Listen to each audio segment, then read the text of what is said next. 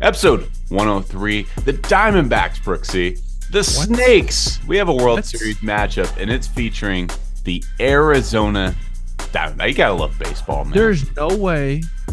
I know someone's gonna say they did, but had this picked as like their number one option. Like, this is who's gonna get to the World Series. Like, I could see the Rangers being someone's pick, but not the 84 win Diamondbacks. Yeah, the Rangers were like one of the best teams in baseball. Through like the first 110 games, 100. We'll say 100 games. I don't know what their record is. We'd have to look that up through 100 games. But they were like, I'll put it this way: they were winning the AL West for 159 days, and ended up losing it to the Astros. Now they're both like 90-win teams, but they kind of, it was a decent division with Seattle in there, and then obviously the Angels were good for like the first half of the year, so they kind of beat up on each other a little bit. But man, I mean that's just part of the playoffs, right? It's just like who gets hot right now, who can line up their pitching. Getting Max Scherzer back was huge for the Texas Rangers. The Diamondbacks having Brandon Phaadt, like, breakout party. He had a 5.72 ERA in the regular season, right? He went to AAA, worked on some things. Every time he came back, he was a little bit better. Do you see the amount of swing and misses he's getting? He had 17 swing and misses. And then I think in his last start in game 3, he had 16 swing and misses. It was 16 last night. It was 17 in game 3 and 13 in the NLDS. Wow. Like, yesterday, they took 33 swings against him, and 16 were misses. Mm-hmm. That's insane, bro. He's throwing nasty sinkers, and that slider is filthy. And wow, you add that on top of Merrill Kelly and Zach Gallen. Zach Gallen didn't have a great series, but I still trust him to go out there and have some good stuff. He was off. That's exactly what you need for a playoff run, is just some kind of guy comes out of nowhere. 100%. Like, there's always a diamond in the rough. Yes. On a playoff team. Like, who pops up out of nowhere? Boop, there's our guy, right? And like, the Diamondbacks liked his stuff, but for a guy to have nearly a 6 ERA in the regular season and then like a flip of the switch. Who figures it out in the postseason? Who figures it out at Citizen Bank Park in front of those crazy fans in that atmosphere in the biggest games of his life? And he throws together 2 of his best starts of his career. Yeah. In the big leagues. It's a short career. He just got to the big leagues this year. I get it. But like, those are his best 2 starts in the big leagues. And they were on the biggest stage to go to the World Series, dude. How sick is that? Bravo. That was awesome. They asked Bryce Harper, about his response and what he thought of the Diamondbacks. And I'm paraphrasing, but he basically said, like, those guys, you could tell, just were not scared of anything. Like, they weren't scared to come here to the bank. They weren't scared to play the powerful lineup of the Phillies. And Corbin Carroll talked about essentially that same subject after the game. Corbin Carroll said, we liked coming here. Like, the environment, the fans, like, yeah, it was rowdy, but he was saying, like, none of us talked about like it being hostile. Nobody talked about us it being like suffering. Here's the word. They embraced it. Yes. And they didn't let it bring them down. They fed off of it like it was a home crowd. Mm-hmm. That's the route you have to go, man, when you're playing in places like that. If you let it shake you, you're dead. You're dead. So we can both agree, once the Diamondbacks took the lead, what was it, the 6th inning, I want to say it was. Well, last night I took a lead in the first. Right, but then the Phillies came back. Right. And then the Arizona Diamondbacks jumped back ahead. We can both agree that once the Diamondbacks took the lead in the second half of that game, all of a sudden you could feel the pressure. Yeah, just kind of like that. Oh shit. Yeah, like the like Diamondbacks the Phillies are not supposed to be doing. Oh shit. Like, well, when they tied it at 1, I'm thinking, here come the Phillies. Like, all right. Yes. And then boom, single score run. Boom, single score run. And I'm like, never mind. They keep punching back, man. They just keep punching back. And there's a lot of question for Rod Thompson and like, why did he keep pitching to Corbin Carroll? Because in this series, coming into the game 7, he was 0 for 10 against left-handed pitching. That's why he saw pitches. Also, on top of that, let's say, okay, he gets a knock his first at bat, knock his second bat. Let's say, okay, third at bat. Why would you pitch to him? Because Gappy Moreno's behind him. You're gonna have to pick your poison. I would rather go lefty against a guy that's got a couple knocks than go against Moreno, the right-hander, who is going to see the ball better against a left-handed pitcher. So you have to pick your battles there. So that clears that up for me. Easy. For sure, his first 2 at-bats. 0 for 10, 1 for 10 against left-handed pitching. Of course I'm going to keep going with that matchup. Why wouldn't you? Corbin got off to a really slow start in the series, too. He wasn't really, I mean, he's kind of getting on base, drawing walks a little bit, but he really wasn't putting the ball in play well. He definitely was not swiping bags. All of a sudden, game 6, game 7 came along. The Diamondbacks, probably credit to Torey Lovullo and his staff, noticed something with the Phillies that all of a sudden they're like, hey, they're either looking once, they're looking twice, whatever it may be, and then they were just off to the races on JT Realmuto. I don't think Realmuto's got the best ball time in baseball, right? So it was still relatively close plays, but that's the difference. Mm-hmm. Just that split second jump. If you have something, if you see like, okay, like they're not mixing their signs or not their signs, they're not mixing their looks, and they, you develop a rhythm as a pitcher, like look once, go. All right, look twice, go. Look once, go. You were a pitcher, like you had probably a thing in your mind, like, oh, I'm gonna keep I'm switching it up, but you switch it up the same all the time. And it becomes a pattern, and that's how you get good jumps. So guys like me, you stole bases. Can you just talk about Torey Lovullo a little bit? Oh my God, dude, I'm trying to think the best way to explain him. Like he was so he was super calming to have around. Like you could have just such a good conversation with him, and he would kind of calm you down and talk you off a ledge sometimes. But in that same breath, you could feel how stressed he was because he cares so much. And so it's a little bit of both. It humanized him, right? It did, because like when I would struggle, I felt like he struggled with me. When Dustin Pedroia would struggle, he would struggle with him. That wasn't much, but he struggled with me a lot more than Dustin. But he just, for a manager of a major league team, he genuinely like loves and cares about his players more than any manager I've ever been around. He wasn't my manager. He was my bench coach, but there's a big difference. And that matters. That matters to guys. It matters, especially when you have a young team, and an inexperienced team in big games like the Diamondbacks are. You have a ton of guys who haven't been there, haven't done that. And when you have a manager who goes, hey guys, we're right where we need to be. You got to go there and win 2 games. You know what? Torey doesn't really say much in the media, but he did. He did. I think that was just kind of him standing up for his team. The whole, like, we're not traveling there to get our ass kicked.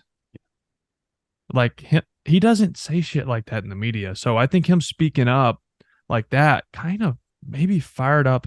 It's kind of like the dad that, like, never yells at you. Like, is always calm, like, but like if you screw up and they do yell at you, they do get pissy, you're like, whoa, I must have really, not that they're in trouble, but just that effect of like, he doesn't say a whole lot publicly. So when he did, they got their attention. Like, oh shit, let's go. That's being a communicator. Oh, dude, that's a good word. I should have used that. He's a very good communicator. Like I said, I had him as a bench coach, not a manager. So he's like assistant head coach, assistant manager, basically. But man, the best way to describe him is he just cares so much. It's not about him. Like ego aside, pride aside, none of it has to do with him and how he feels or what he's going to get. He wants it for those players and the family and the front office. Mike Hazen was an assistant GM with the Red Sox when he was there. Mike Hazen was my minor league director, farm director when I was coming up. So there's another guy who's an assistant GM over there. His name's Amiel Sawade. He was a high up in the front office in Boston when I was here. So all those guys have been together for a while. And they generally, all 3 of those guys, Amiel came to my house in high school after I was drafted to come watch me hit in a cage when we were trying to figure out, like, am I going to sign with the Red Sox? Like him, Hazen, like all these guys came to Texarkana, Texas to watch me hitting him in a cage. Like it was pretty cool. But that's I'm getting off the tracks as it's what I do. But Torey Lovullo is a special person. So you're saying this is a lineage of Boston Red Sox if the Diamondbacks, continue on and lift that trophy? I think I don't want to make this about the Boston Red Sox at all. I just want to say I think these guys learned a lot from their time in Boston. And I think the best teacher is experience. And they did it in a really tough market in Boston. So going to Arizona, that's not the same market. It's not the same media market. It's not the same fan base. It's not the same pressure to win. But if you take that mentality into a clubhouse and into an organization, it filters down, and all of a sudden winning matters, regardless of what market you're in and what your fan. But not that their fans don't care. They have good fans. It's just not the same as like an East Coast, like Boston, New York. Like it's not like that. It's just different in Arizona. The Diamondbacks are weird to me. And I kind of shared this out on Twitter, but they've only been around since 1998. They're an expansion team. They're the youngest franchise in Major League Baseball, tied with the Rays. And yet, they're headed to their second World Series. They've played in 3 NLCSs. They actually already have a ring. And what, like 25 years? Yeah. They already have a ring from beating the Yankees in 2002. So, like, 25 years, 3 NLCSs, 2 World Series, 1 ring. And it's not like we think of the Diamondbacks as if they're this dominant franchise. Like they don't make the playoffs far more often than they make the playoffs. And yet those fans have actually experienced quite a bit when you consider this franchise has only been around since 1998. It's really strange. Like, I think we more so think of the Diamondbacks as kind of a, frankly, piss poor organization overall. When you look at I wouldn't even say that. I just think of them as like mid as they get. Yeah. Right? That's the word, right? They're just average. Like they'll have some okay years and then they'll stink. Like 2 years ago, they lost 100 games. Yeah. So did the Rangers, though. Right. And here we are. Yeah. Let's talk about that. So we are going to have in the World Series the 8th best record, who are the Texas Rangers, taking on the 12th best record. And I'm talking about regular season records here, people. 8th best regular season record versus the 12th best regular season record. The Diamondbacks had the 12th best regular season record. Keep in mind, the Atlanta Braves hoisted the trophy in 2021. They had the 11th best record in Major League Baseball. What about like the Nationals in 2019? There you go. Ask me questions I don't. Well, that was a smaller pool. I think that was a 10 team playoff system. That was before they expanded. Hold, please. They had to have been like the 10th, 9th or 10th. I think they were the last team in. 1, 2, 3, 9. They were the 9th best record. Okay, so okay. Yeah. They were the worst in the NL, is what it was. Yeah. To get in. Believe it or not, they were only the third worst. So when Milwaukee got in at 89 and 73, then St. Louis got in at 91 and 71, and then Washington at 93 and 69. In 2019? Yeah. Oh, okay. I thought they were the last wild card team. No. Well, they got off to a really, really slow start. They were a wild card team, though. That's what it was. Yeah, they had a terrible start, and then they got in fuego. Yes. That's right. Okay. All right. Move on. Let's stick with this year. Sorry. But I'm just seeing narrative around saying this decentivizes the regular season. This is bad for baseball. This isn't good for ratings. Blah, blah, blah, blah, blah. What do you think about the 8th best record versus the 12th? It's not good for ratings because it's not the Yankees and the Dodgers? Because it's not the big fan bases in the World Series? Is that why it's bad for baseball? Well, guess what? So this is what happens. When smaller market teams go to the World Series, their market grows. So this is, in a sense, all those fans of the big market team are still going to be fans of the big market team. But now the small market team maybe generates more fans because they're good. I like that you brought this up. I have that same theory. Like, I understand. No, you know who it's bad for? It's bad for people who rely on TV ratings right now. Mm-hmm. That's who it's bad for. But it's good for the game itself as far as growth of the game, growth of markets. That's one of the reasons of the expanded playoff system, because of you allow fan bases in. You do allow this chance of like a team squeaking in to win it. I get that. But it's also more money. We talked about that in previous podcasts, that this is an expanded playoff structure is more for the revenue sharing of the league, and they make more money. It is what it is. But in the grand scheme of things, I think it's great for baseball. I think it's great for the Texas Rangers, who've never won a World Series ever. They've been an out away from a World Series twice and didn't win. Sorry, Nelson Cruz. Thanks a lot, Freese. David Freese. Huh? It's a good job, David Freese. Yeah, thanks, bud. If you can't tell, I grew up a diehard Texas Ranger fan. So I try to not be biased here. I obviously work for the Red Sox. I cover all 30 teams with CBS. But deep down, I am a massive Texas Ranger fan. I grew up a Texas Ranger fan because I was born about 35 minutes away from their stadium. I lived in a small town about 45 minutes away. My best friend had season tickets on the third base side. We would go to Texas Rangers games all the time. Them and the Dallas Cowboys. Those are my teams. They still are. The Cowboys. I'm not diehard Rangers fan right now. But so there's a little boy in here that is fired up for him. There's an analyst in here that thinks the Diamondbacks have a better chance to win it. Really? Yeah. I think it's close. I think it's a good matchup. I'm looking like Arizona has a better bullpen. I'll say that. They're hot. They're hot right now. They're hot. Kevin Ginkel and Paul Sewald on the back end. Good luck. Ginkel looks like the most uncomfortable at bat in all of baseball. That slider he throws, it's slider spin, but it goes straight down, dude. Yeah. I don't know how he does it.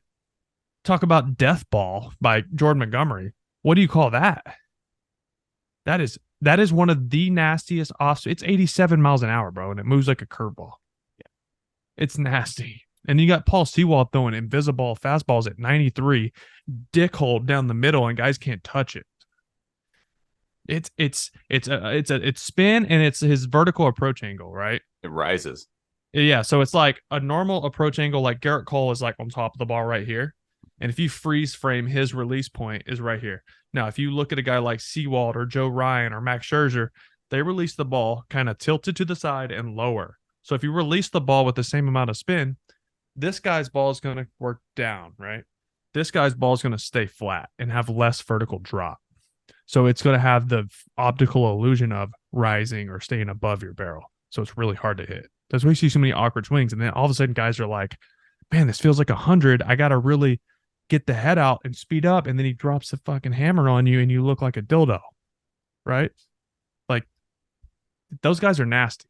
Yeah. They're really good. And now that they have Phaadt and they have a legit right now, I would say legit third starter. Yeah. He was their best pitcher in this series. You could make the argument he should have won. Kelly was good. Merrill Kelly was good.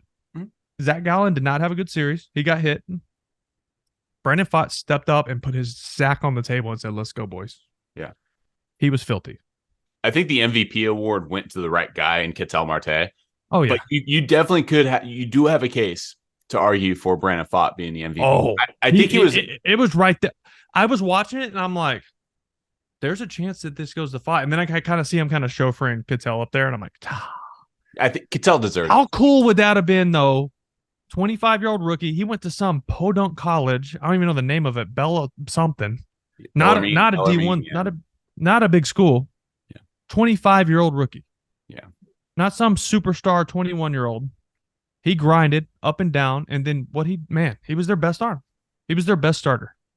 Longest hit streak to begin a postseason career, Ketel Marte. 16 straight games. And by the way, he's one game from tying the longest overall hit streak in postseason history. Not to start a career, not to end a career. No, longest hit streak in postseason history. Was it with Ty Cobb?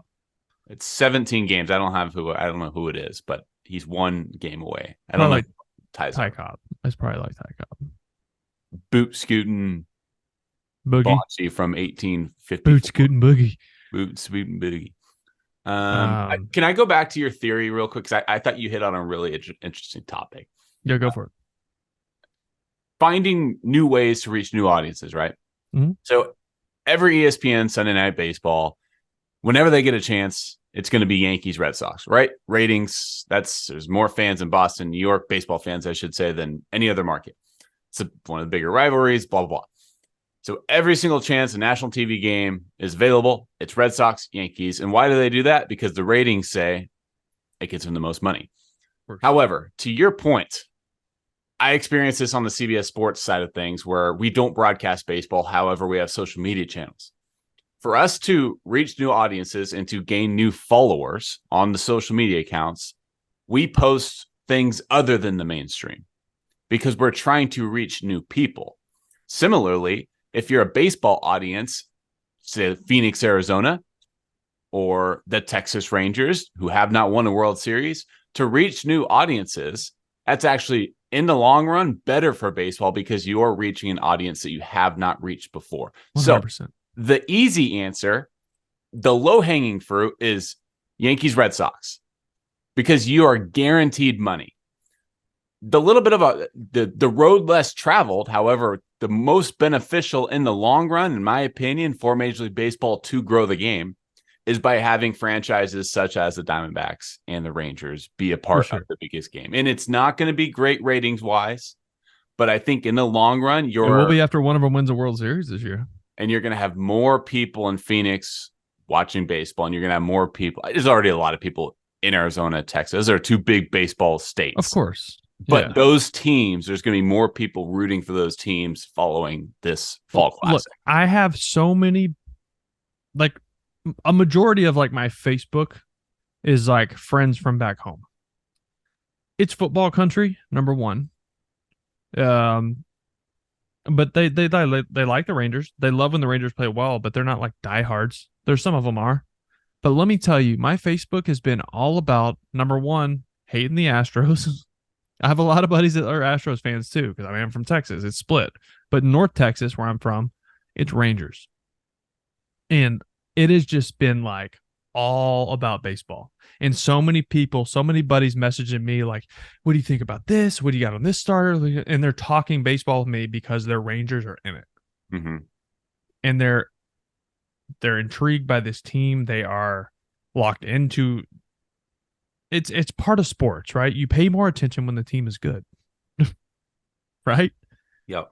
So it's like all these fans that were just casual fans, now they are locked. So let them win a World Series, and that's going to be probably all of next season. It's just how it works.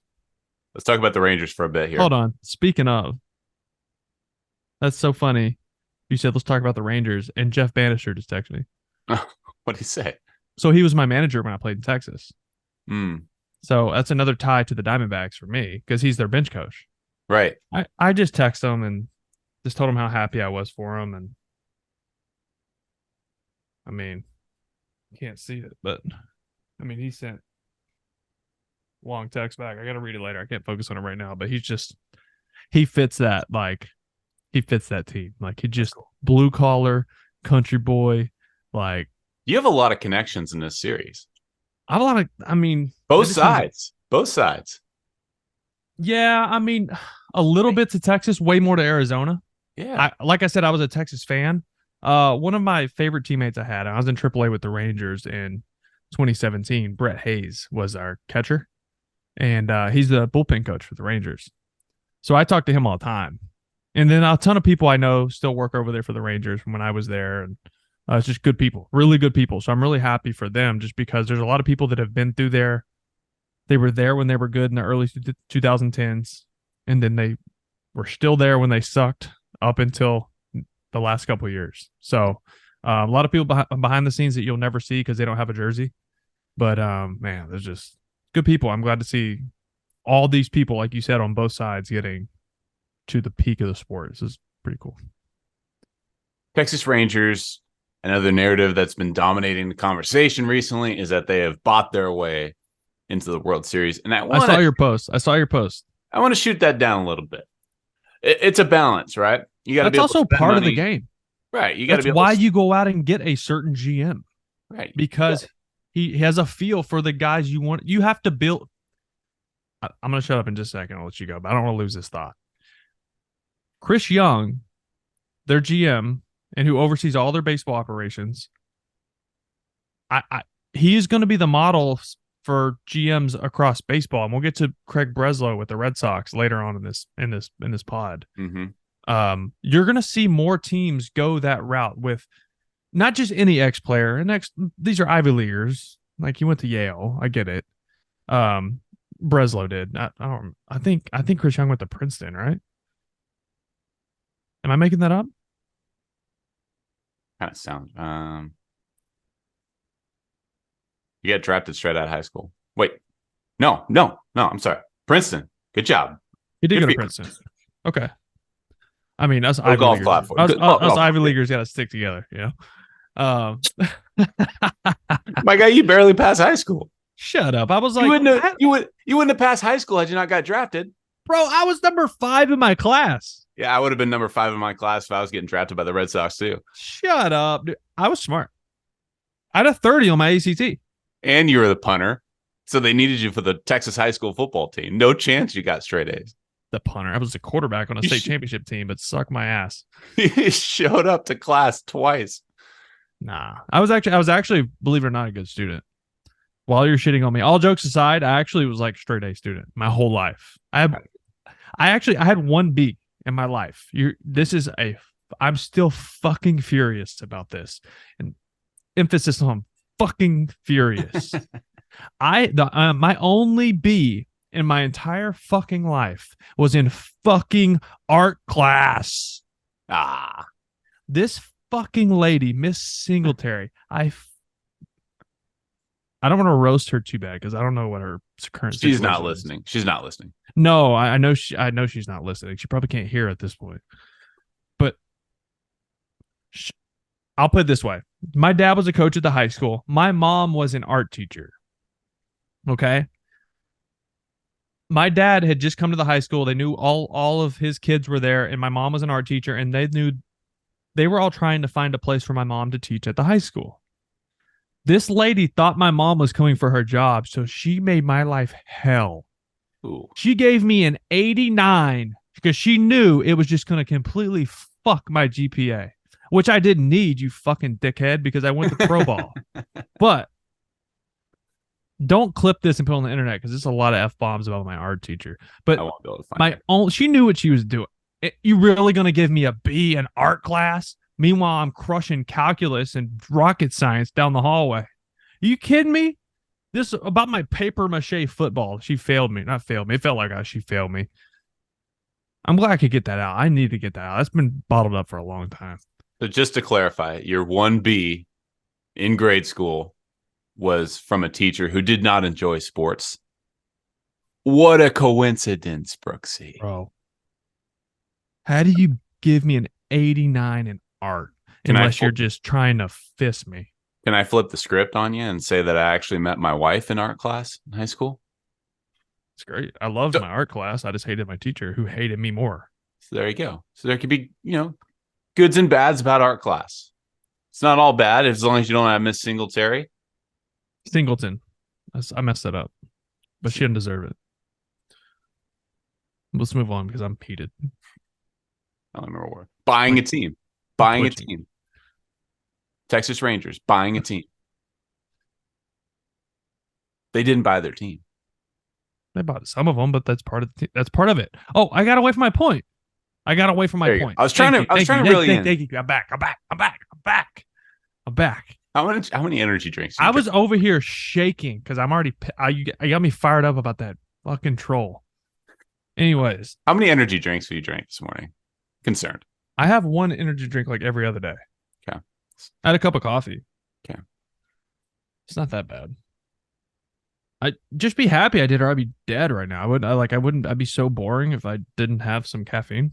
Well, maybe I've been dealing with sick kids. You got me off the tracks again. Can we talk about the Rangers, bro? Buying a team. So, talking about building a team and Chris Young and his ability to know how this shit works, right? Like, buying a team, Chris Young, Princeton, grades, high school. Don't do this. Don't stop. Now I'm building I was you back, and now you're fucking me up again. Chris Young. I'm making a good point if you shut up. Chris Young is going to be the model for a lot of teams with their GM searches, okay? Because of his ability. Teams need guys to understand clubhouses that are building teams.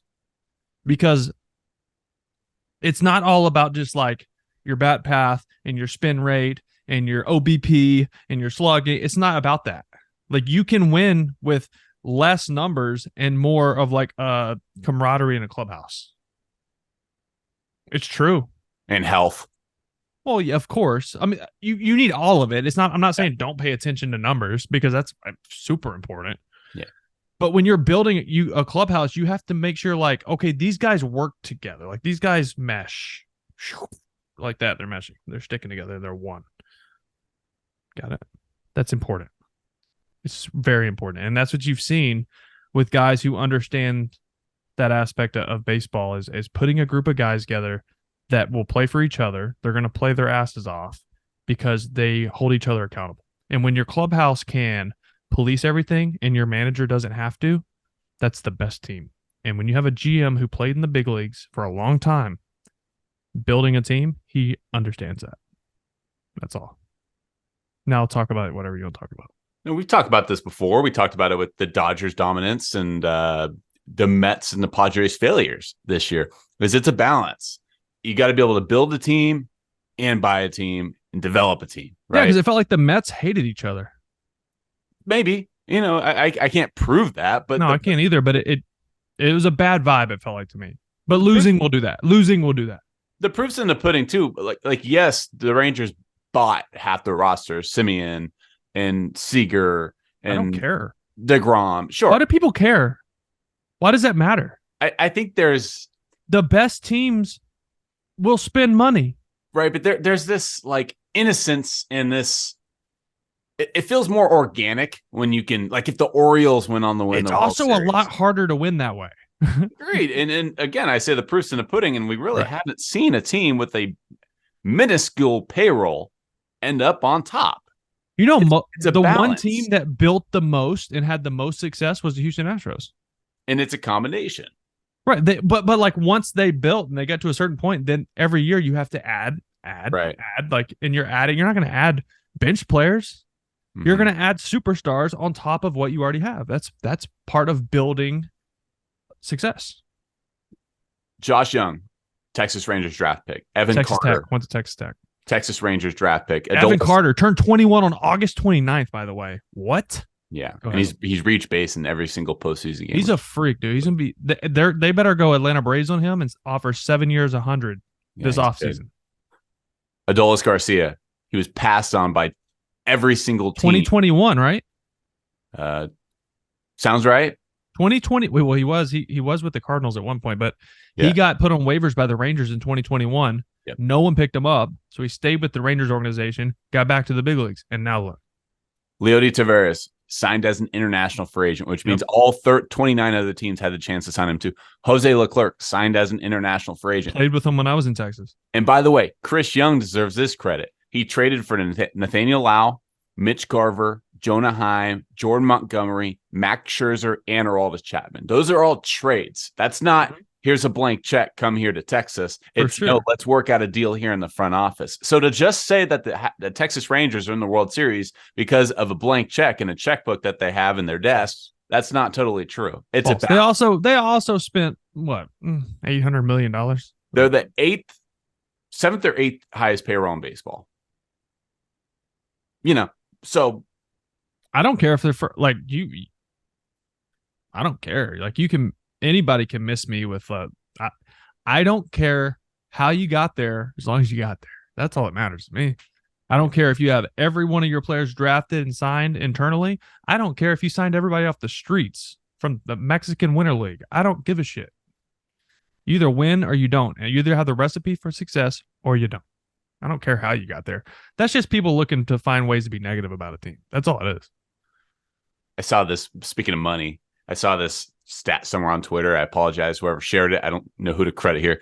Somebody said the Yankees won 82 games this year, and it was one of the worst seasons, and everybody's fuming and everybody's in flames in New York because the Yankees only won 82 games this year. The Diamondbacks only won two more games than the Yankees this year, and they're headed to the World Series. That's amazing. It's kind of a funny perspective. Adolis Garcia. I just want to share this little story because I think people will enjoy his journey here. Feel free to chime in. So Adolis Garcia went to play baseball in Japan at 23 years old after growing up, born and raised in Cuba. Cubans are forbidden to play in the United States. They are allowed to go to Japan, however, to play baseball, but the bulk of their salaries, let me say that one more time. the bulk of their salaries must return to the Cuban government if they go to play in Japan. Well, Adolis Garcia went to Japan, never had any intentions of returning to Cuba. On his flight back from Japan, Adolis had a layover in Paris.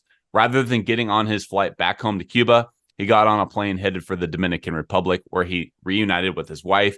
He established residency, and he became an international free agent with intentions on playing Major League Baseball, following in the footsteps of his brother.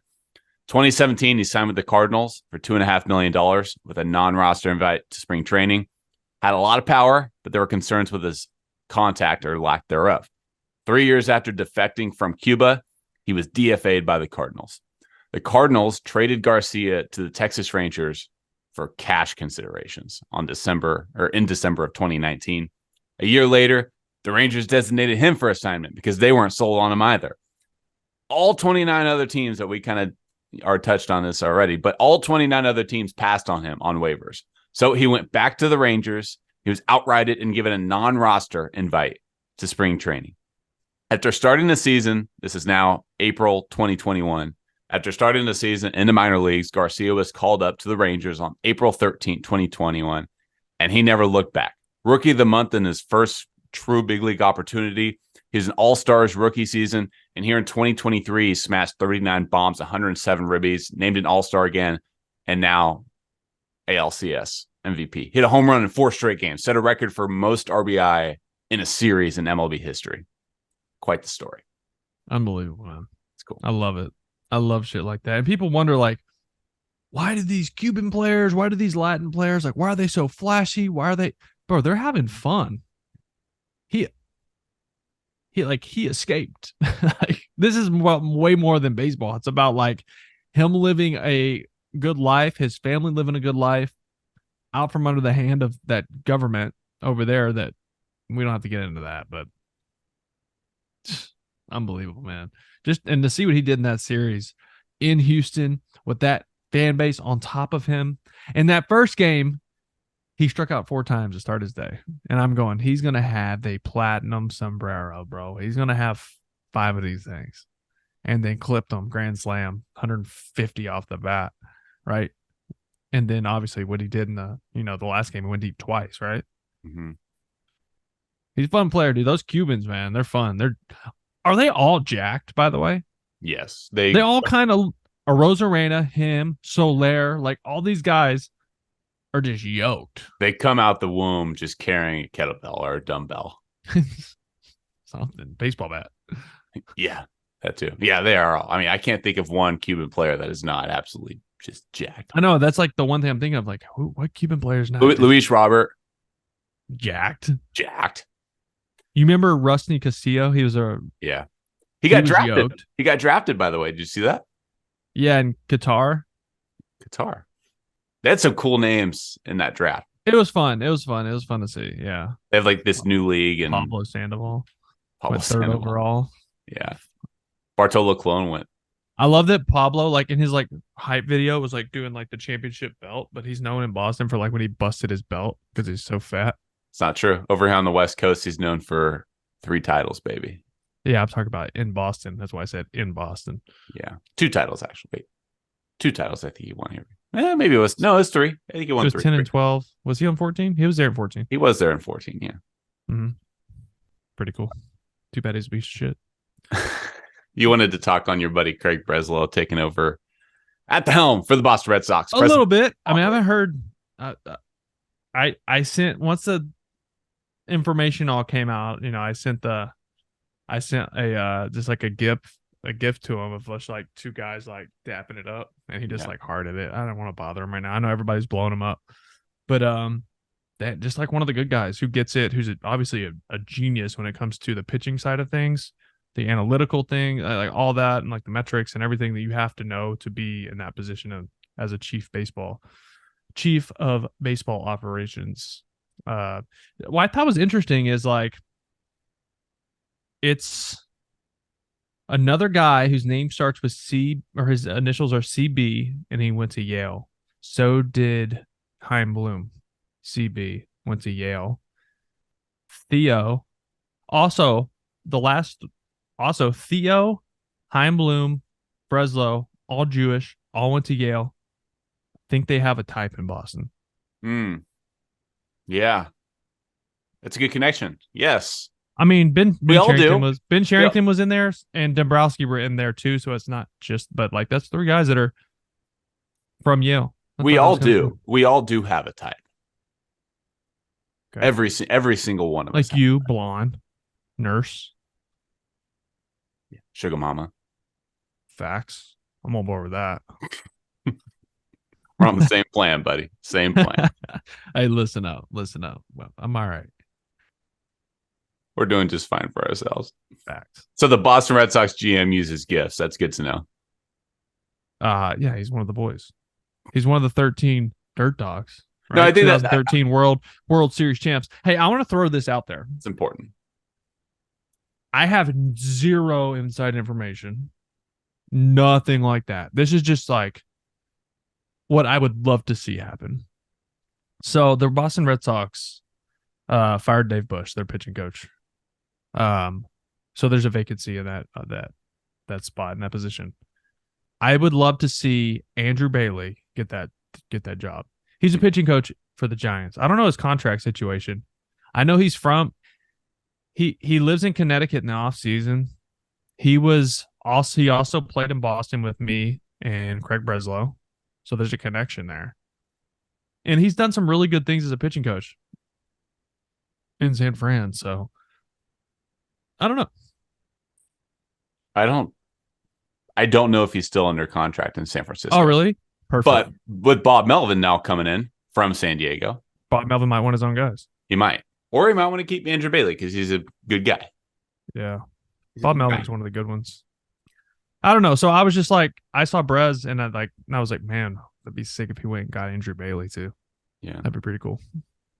Bob Melvin, speaking of having a type, West Coast. He was a manager of the Mariners, Diamondbacks, A's, Padres, now Giants. That's 5 West Where's Coast. Isn't he from like the San Fran area? I felt like look up where he's from. That could play into this. I also think what's playing, He's born in Palo Alto.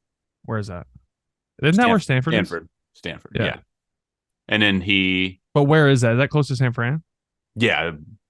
Depending on traffic, 20-minute drive. Perfect. He's going to live at home. Yeah. So that's a big part of it because he's probably like, oh, I'll finish my career there. And then I don't know for sure, but there's been rumblings that him and Preller just didn't see eye to eye on a lot. Yeah. Which Preller's had a ton of managers, dude. AJ, man, what's the common denominator here with all these managers going in and out? Philly, man. I'm not calling for anybody's job. That's not what I do. No, but he is. Okay, AJ Preller is like the guy that is like head over heels in love with this girl, and they date for a year and they break up, and then 2 weeks later he's head over heels in love with someone else for 6 months, and then they break up. But every time he starts a new relationship, she's the one.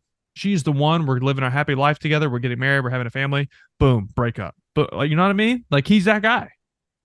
Yeah. I don't know about his love life. It's an analogy. If you include interim managers, he's now looking for his 7th manager in 9 years since taking over the Padres. If you do not, if you don't want to include interim managers, which that's fair. Pat Murphy, Dave Roberts. I was there for that. That's why I know that. Were you there when Dave Roberts was the interim manager for 1 game? 2015. Yes. Yes, I was. Well, if you don't, Dave Roberts is goated, by the way. I love that guy. Go ahead. Let's ignore interim managers. AJ Preller is now searching for his 5th manager in 9 years. Still not great. I think when you take a franchise like the Padres that has a history of losing and not great, they have a history of losing, but look at their roster right now. Like they are set to win right now. Yeah, and it wasn't. I mean, Bob Melvin was the perfect guy for that clubhouse, in my opinion. And yet they still couldn't win. So, honestly, there's a lot of finger pointing when you are built to win and you don't win. But at the end of the day, with that roster, that's on the players, dude. Yes, it's on the players because they have AJ Preller put all the players in place to win. Mm-hmm. Guys underperformed. There's no way around it. I love Xander Bogaerts, but I think that's the most underwater contract in baseball. Yeah. They're talking about moving him to third base, right? Or not third base. Where are they thinking about moving? First base. First base. Yeah. I knew it was a corner. I was like, not third because that's Manny. Manny's only got like a year or two left, right? No, he just signed an extension. So I don't pay attention to these dildos on the West Coast. Big W for San Francisco, though, because they're trying to Ohtani? Yes. Because now you get rid of Gabe Kapler, who was analytics. Now you get Bob Melvin, who's a little bit more of a balance. Yeah. A little bit more. He managed Ichiro at one point. Maybe he gets Ichiro to make a call. That's a stretch, but maybe. It was a joke, but yeah. Ohtani's not going to San Fran. Oh, he might. Yeah. Arson Judge, too. All right. If Ohtani gets to San Francisco, we switch houses. I get yours, you get mine. Okay. I need a new pool heater. You got that? It's fine. Deal. I just replaced both AC units in the last year and a half, so you're good there. New roof, new floors. I just got house. I just got solar. You can have my solar. That's a tax cut. I'll take it. You're going to need it living in California. But you're going to have to continue the payments because I'm still making payments on it. Oh, okay. Mine's paid for, so good luck. You're welcome. Kings season opener tonight, baby. Kings, what is that, hockey? Sacramento. What? The Bruins are undefeated, right? Sorry about it. Man. Nobody cares. Oh, but they care about the Kings. Like the beam, baby. I don't know one player. Who you guys still got Chris Webber? We were in the playoffs last year. I don't watch basketball, dude. De'Aaron Fox. I don't watch basketball. Ring a bell, De'Aaron Fox? Nothing? No. Jeez. Even if I knew, I wouldn't have said yes. World Series, baby. It's here. We're here. We'll be back in a couple days. I would like to do another preview for the World Series. So would Brooksies. We'll be back later this week, people. This was fun. Welcome to the Fall Classic. Enjoy. I can't believe I got a B in our class. That's all I'm going to end this with. Bye. Thanks a lot, Miss Singleton.